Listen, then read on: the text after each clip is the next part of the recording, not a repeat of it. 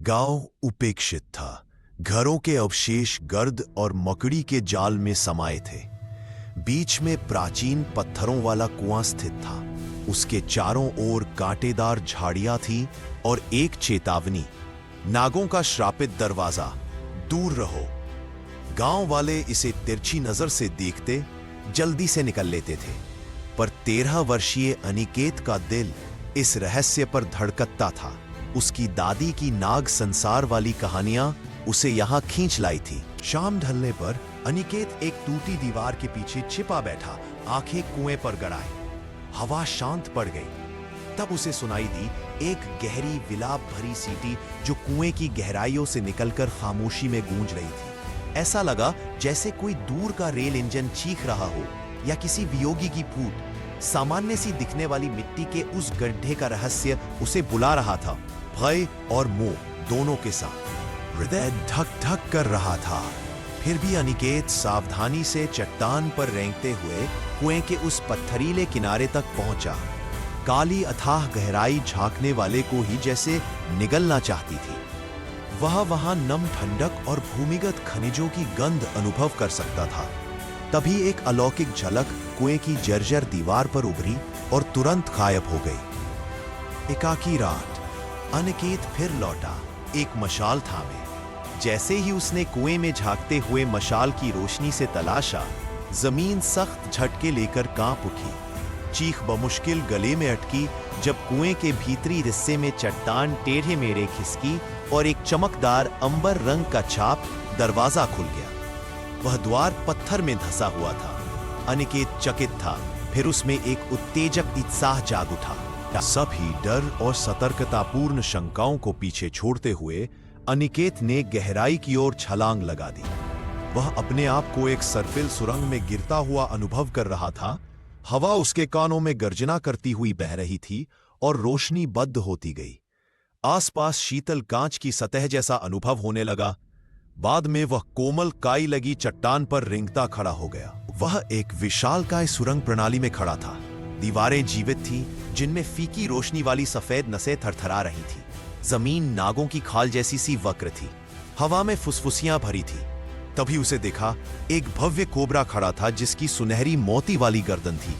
उसकी चमकती आंखों ने अनिकेत को घूरा। आ गया कोई मानव? दूर से आया एक शिशु? क्या तजुर्बा! सांप का स्वर धुंधला संगीत जैसा था। अनिकेत डगमगाया। मैं हूं अनिकेत। और आप हैं? हम इस सांपों की दुनिया नागलोक के राजा हैं, नागराज ने जवाब दिया, विशाल सिर घुमाते हुए। सदियों पहले एक दुष्ट तांत्रिक ने हमें कैद कर दिया। उसने मेरा मुकुट, मेरे शक्ति के स्रोत को छीन लिया। पर मुझसे? मैं तो सिर्फ एक लड़का हूं, अनिकेत ने अनसुने को फुसफुसाया। प्राचीन भविष्यवाणी कहती है कि केवल कोई मानव कुल का बालक अपनी निर्मल आत्मा के बल पर उस पर विजय पा सकता है। नाग ने टिमटिमाते क्रिस्टल की ओर इशारा किया। आत्मबल की परीक्षाएं, प्राण परीक्षाओं में उत्तीर्ण करना जो भ्रम और विश्वासघात से भरी है। क्या तुम स्वयं को प्रमाणित होने दोगे? तत्क्षण सुरंगों की दीवारें सरकती हुई, अकट हुई। 4 बेतुके से मार्ग। नागराज का स्वर धरती से गूंजा। पहली परीक्षा, मार्ग का चयन। अपने भीतरी बुद्धि की पुकार की आज्ञा पालन करो, न कि आंखों के छल की। अनिकेत ने आंखें बंद की। केवल सहजता उसे सबसे बाएं वाले मार्ग की ओर खींचे ले गई। वो ठोस चट्टान था। वो छाती देकर उसके मध्य प्रवेश करता रहा। वह एक भोर की चोटी पर पहुंचा।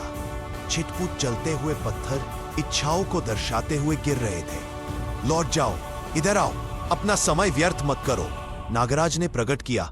दूसरी परीक्षा, आगू से बचो।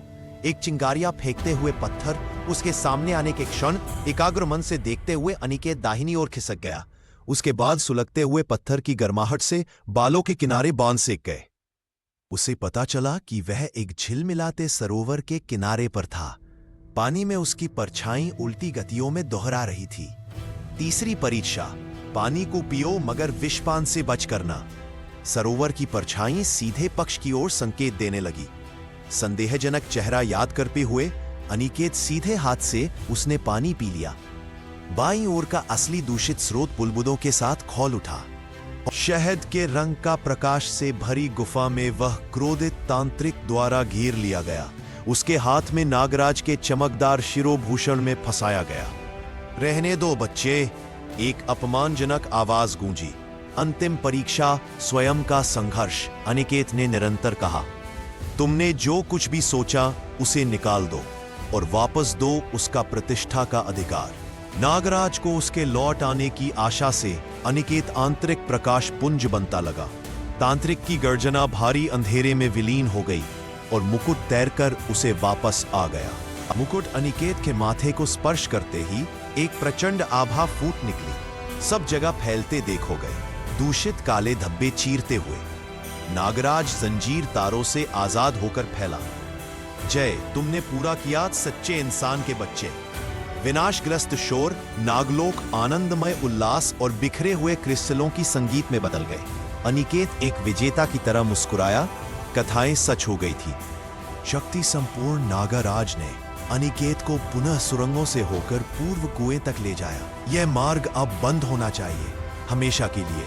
तुम हमेशा याद किए जाओगे, बहादुर मित्र। नागराज ने अपने मुकाट से नीली बिजली का झोंका छोड़ा। पत्थर से बना शापित द्वार तेजी से बंद होते हुए फिर पुराने पत्थरों में जुड़ गया। अनिकेत ने गांव को देखा। सूर्योदय हो रहा था। कल्पना कथा बालक न्यायपूर्वक आज बन चुका वीर।